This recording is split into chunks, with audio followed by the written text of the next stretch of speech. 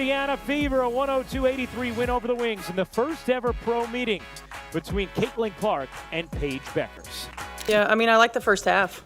I like the fact that we had a 75% assist rate. 30 assists on 40 made field goals is really good. Imagine being under pressure from critics doubting your ability to succeed, struggling offensively, and battling internal team conflicts. Caitlin Clark faced it all. But what happened when she finally got the freedom to run the game her way against the Dallas Wings? Let's just say history was rewritten and records shattered. How did her style transform the Fever overnight? The answer will leave you speechless. Before we move on, I'd like to ask you a small favor. If you appreciate this content, please take a second to like this video and subscribe to the channel.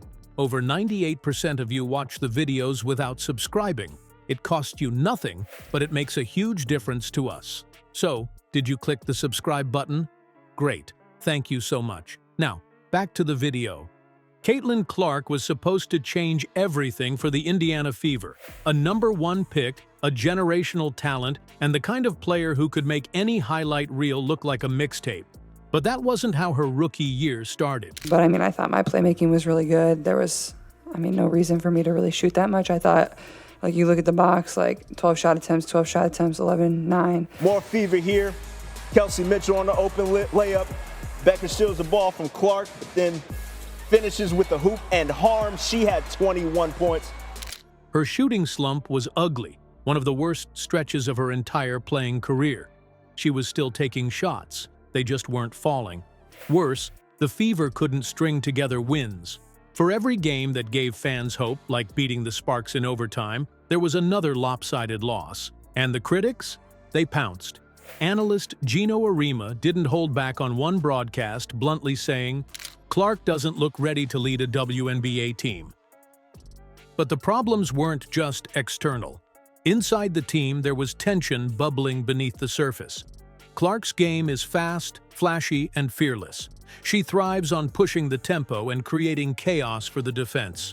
But Coach Stephanie White lived by a completely different mindset.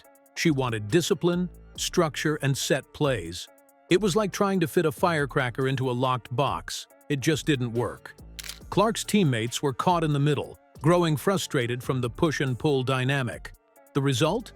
A team that couldn't find its rhythm. At one point, Clark compared her shooting slump to Steph Curry's infamous rough patch in the 2020 NBA season, saying, "Every shooter goes through this, but it changes nothing about how I play or who I am."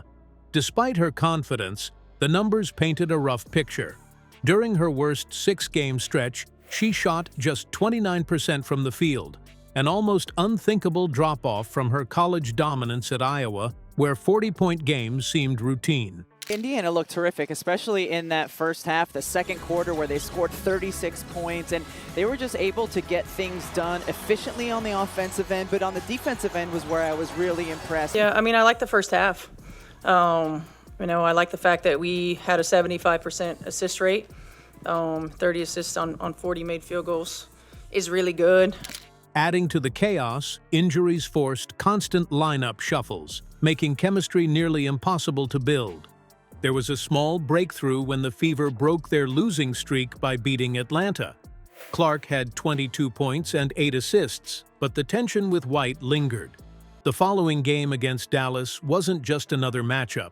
It was Paige Bueckers, a rival who had her own point to prove. Everything was about to boil over. What happened next didn't just silence doubters, it left the league stunned. Imagine this. The Indiana Fever were staring down the Dallas Wings, a team packed with talent and firepower. But this wasn't just any game.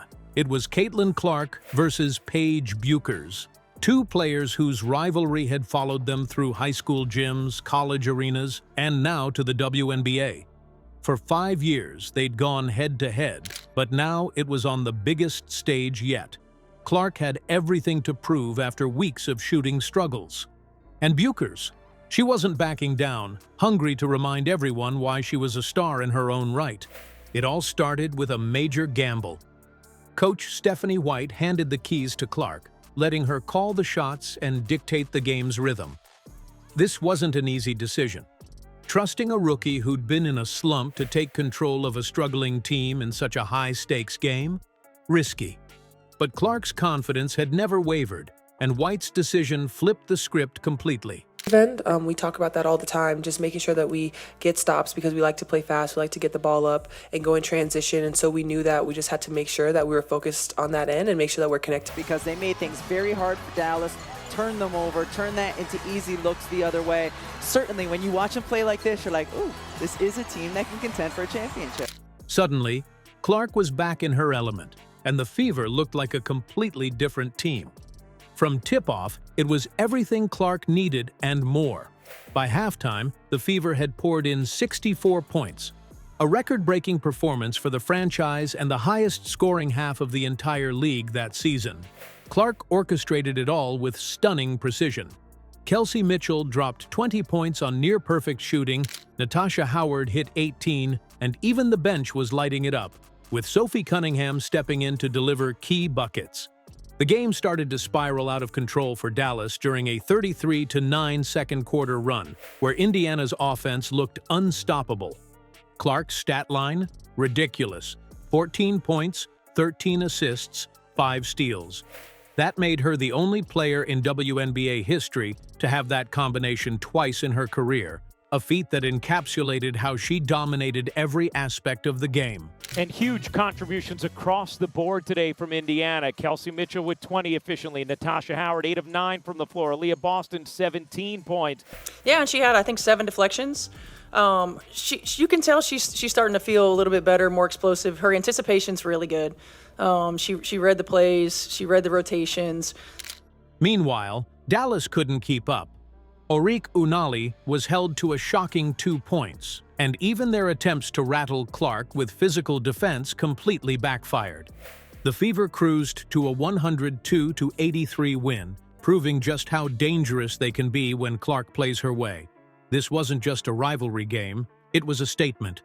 Caitlin Clark didn't just quiet the doubters, she proved she was built for this league. Her performance against the Wings, highlighted by that rare stat line, showed the Fever's potential when she's steering the ship. It was fast-paced, explosive basketball, the kind that leaves defenses scrambling and fans buzzing. Just making sure that I was ready to come in, obviously playing with the sprinter over here. She likes to get up and down. I think going into this year, Indiana Fever, a 102-83 win over the Wings in the first ever pro meeting between Caitlin Clark and Paige Bueckers. This wasn't just a win, it was a statement about trust, a glimpse into what happens when talent is allowed to shine without restrictions.